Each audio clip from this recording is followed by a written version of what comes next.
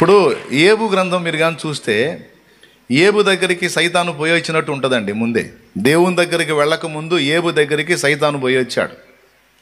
కానీ ఏబును కానీ అతని కుటుంబాన్ని కానీ అతని కలిగిన ఆస్తిపాస్తులను కానీ వాడు ముట్టలేకపోయాడు.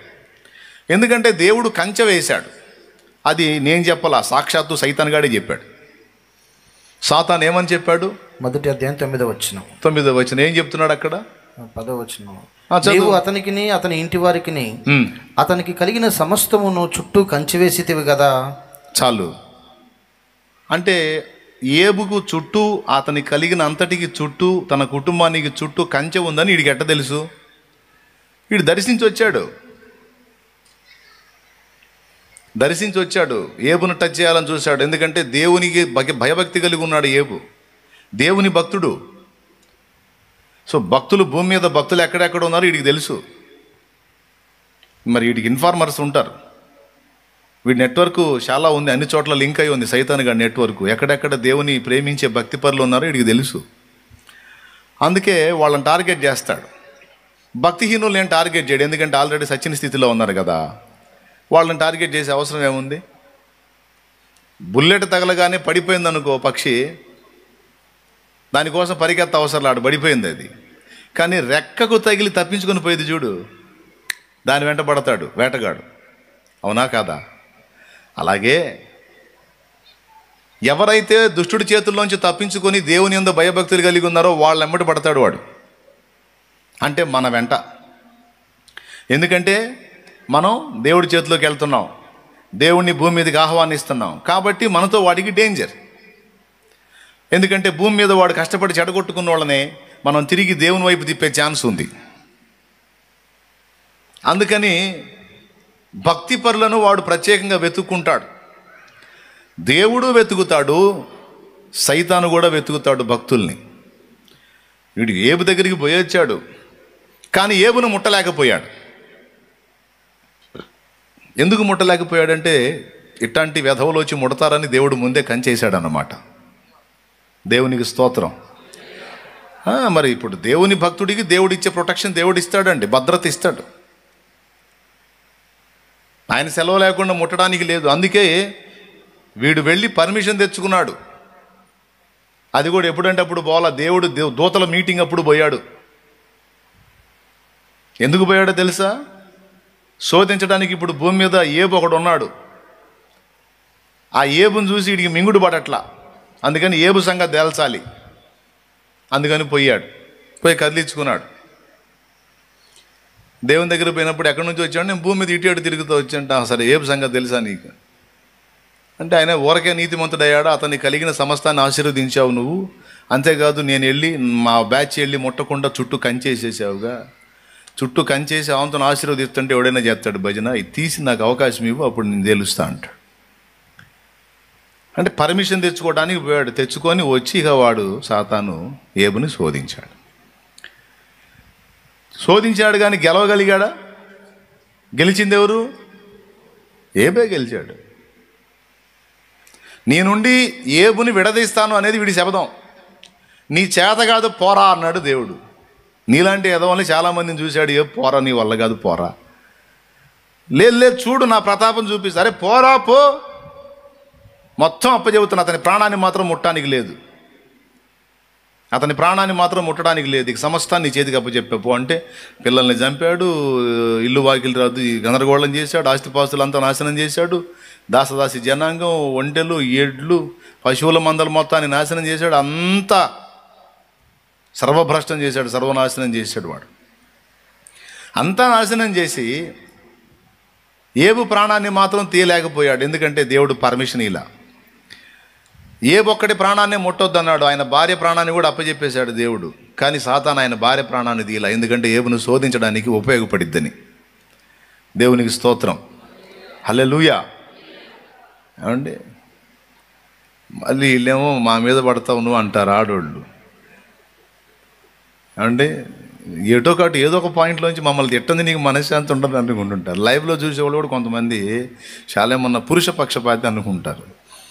ఏం కాదండి, నేను లేడీస్కి చాలా ఫేవర్గా మాట్లాడతాను, కానీ కొన్నిసార్లు పాపం అట్లా వచ్చేసింది. అది ఇప్పుడు అతని కలిగిన సమస్తం నీకు అప్పజెప్పేశాను, అతని ప్రాణాన్ని మాత్రం ముట్టొద్దు, వాళ్ళ ఆవిడ ప్రాణాన్ని ముట్టొద్దు అన్నాడా?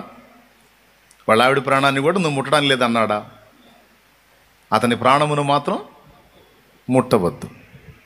దేవునికి స్తోత్రం. మరి భార్యను ఎందుకు ఉంచాడు? రెండు కారణాలు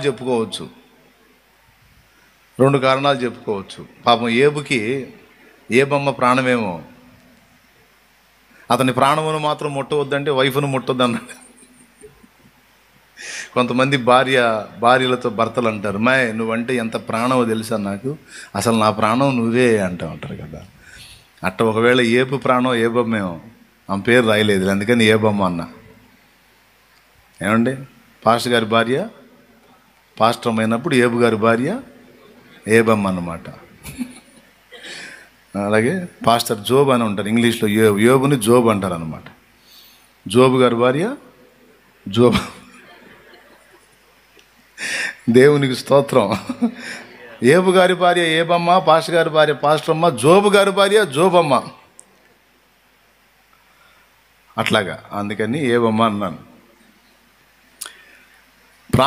ఆమె ప్రాణమును అనలా, ఏబు ప్రాణాన్ని ముట్టొద్దు అన్నాడు. వైఫ్ను బతకనిచ్చాడు, ఎందుకంటే ఆ వైపు నుంచి ఆయన్ని తిట్టించడానికి, సావు అని ప్రేరేపించడానికి, దేవునికి అవిశ్వాసిగా మారే విధంగా ప్రేరేపించడానికి ఒక శాల్తీని మాత్రం బతకనిచ్చాడు, మొత్తాన్ని తీసేశాడు. కానీ ఏబు ఓడిపోలేదే. ఏబు భార్య వచ్చి ఇంకా దేవుడు అని దేవుడితో వ్యాజ్యం ఆడుతున్నావు, దేవునితో మాట్లాడుతున్నావు, సిగ్గు లేదా, సావు, దేవుణ్ణి తిట్టు, సావు అని ఆ మాట కూడా అన్నది. మీకు ఆశ్చర్యపోయే విషయం చెప్తాను, గతంలో చెప్పినట్టున్నాను. ఏ భార్య అయితే చావరాదా, దేవుణ్ణి తిట్టరాదా, సావరాదా, ఎందుకు బతకటం అని అన్నదో అదే భార్యతో మళ్ళీ 10 మంది పిల్లల్ని కన్నాడు. అదే భార్యతో. మనబోటోడైతే దెబ్బకి పరిత్యాగ పత్రిక ఇచ్చేస్తాడు. దిక్కుమాలిందనా, నా కష్టకాలంలో నువ్వు సావు, దేవుణ్ణి తిట్టు అని నన్ను ప్రేరేపించావు, నీలాంటి పనికి మాలింది నాకొద్దు, పో. కానీ ఏబు ఆమెతోనే కాపురం చేసి 10 మంది సంతానాన్ని కన్నాడని ఉంది బైబిల్లో. తర్వాత ఎందుకంటే ఏబుకు తెలుసు తను మంచిదే కానీ శోధించబడింది, తను మంచిదే కానీ ఆ ఘట్టంలో శోధించబడింది. ఏబు అర్థం చేసుకున్నాడు, ఒక మనిషి కాబట్టి 10 మంది సంతానాన్ని ఒక్క దినమందే కోల్పోయి సమస్తాన్ని కోల్పోయినటువంటి బాధను బట్టి అలా మాట్లాడింది. శత్రువు ఆమెను శోధించాడు, ఆ శోధనలో కొంచెం ఓడింది, కానీ నా భార్య మంచిదే. ఎందుకంటే పురుషులారా మీ భార్యలను ప్రేమించుడి అన్న వచనం అప్పుడే నెరవేర్చాడు యోబు. చిన్నదానికి పెద్దదానికి వంకలు చూపి వదిలించుకోవద్దు. ప్రేమిస్తే భార్యని విడిచిపెట్టడానికి కాదు, హత్తుకోవటానికి ఇష్టపడతాడు. ప్రేమిస్తే ఇది పనికి రాలేదు, అది పనికి రాలేదు, ఇందుకు పనికిరాదు, అందుకు పనికిరాదు అని చిన్నవి అన్ని చూపించి ఏదో ఒక విధంగా వదిలించుకోవడానికి చూడొద్దు. ప్రేమించండి అన్న వచనం యోబు ఆనాడు నెరవేర్చి చూపించాడు భార్య విషయంలో. కష్టకాలంలో చావరాదా, చావు అన్న అదే మనిషిని భాగస్వామిగానే స్థిరపరచుకున్నాడు. ఎందుకంటే శోధింపబడింది, కష్టకాలం కదా, పాపం తట్టుకోలేక వీక్ అయ్యి ఆ మాట అందలే, పిచ్చిదే, మంచిదే, పాపం శోధించబడి అట్లా అందలే, పో అర్థం చేసుకున్నా లేపో అని ఆమెతోనే జీవించి పిల్లల్ని అన్నాడు. ఇక్కడ యోబు విషయంలో కంచె అనేది మనకు అర్థమైంది. యెహోవా యందు భయభక్తులు గలవారి చుట్టూ ఆయన దూత కావలి ఉండి వారిని రక్షించును. దేవుని యందు భక్తి కలిగిన వారికి దేవుడు ప్రత్యేకమైన కాపుదలు ఇస్తాడు. ఇందాక 3 చెప్పాను. మొట్టమొదటిది కృప, రెండవది జాలి, మూడవది శాశ్వత కృప. శాశ్వత యుగయుగాలు అంటే శాశ్వత కృప. దావీదుకు శాశ్వత కృప చూపాడట. ఎవరికి ఇవన్నీ బెనిఫిట్స్ అన్నీ ఎవరికి? మరో చోట అంటాడు, కాపుదల, నిత్య కాపుదల ఉంటుంది వారికి. నిర్ణయకాలం వచ్చేంత వరకు కూడా దుష్టుడు ముట్టకుండా కాపాడుతాడు. నిర్ణయకాలం వచ్చినప్పుడు చల్బెట్టా ఇంకొచ్చేసే అంటాడు. ఇక దేవుడే వచ్చేసే అన్నప్పుడు ఇంకా కాపుదల ఎందుకు, తీసేసుకుంటాడు. ఆయన నిర్ణయ కాలం అయిపోయింది, ఇక నువ్వు భూమి మీద ఉండటానికి లేదు నాన్న, ఇంకా ఇచ్చిన కాలం అయిపోయింది, ఇంక వచ్చేసి ఇక ఉన్నా నీకు అక్కడ ప్రాబ్లం అవుతుంది, వచ్చేసి అంటాడు. వెళ్ళిపోతాం మనం.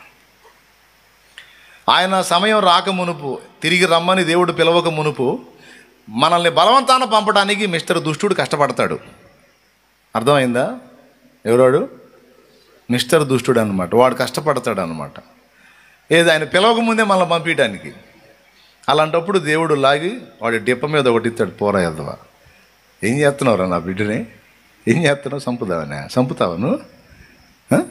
ప్రాణం తీసేది ఎవరు, తీసుకునేది ఎవరు? మరణము యొక్కయు పాతాళ లోకం యొక్కయు తాళపు చెవులు నా అధీనంలో ఉన్నవి, నేను తలుపు తీయకుండా ఎవడు రాడురా. మెడకి తాడేసుకున్నా సరే అంతను ఊగులాటమే తప్ప వచ్చేదేం లేదు. నేను పర్మిషన్ ఇస్తేనే వచ్చేది, లేకపోతే కష్టం. ప్రభువు సెలవు లేనిదే ఒకడు కనుమూయడానికి ఛాన్స్ లేదు. ఆయన సమయం వచ్చినప్పుడు ఆయన పిలుస్తాడు. రాక మునుపు ఆయన యందు భక్తి గల వారిని డ్యామేజ్ చేయడానికి దుష్టుడు ట్రై చేస్తాడు. అయితే వాడిని ముట్టనీయకుండా ఆయన కాపుదల ఉంచుతాడు. ఇది ఇలాగున ప్రత్యేక కాపుదల, ప్రత్యేక జాలి, ప్రత్యేక కృప, శాశ్వత కృప, 4 సంగతులు.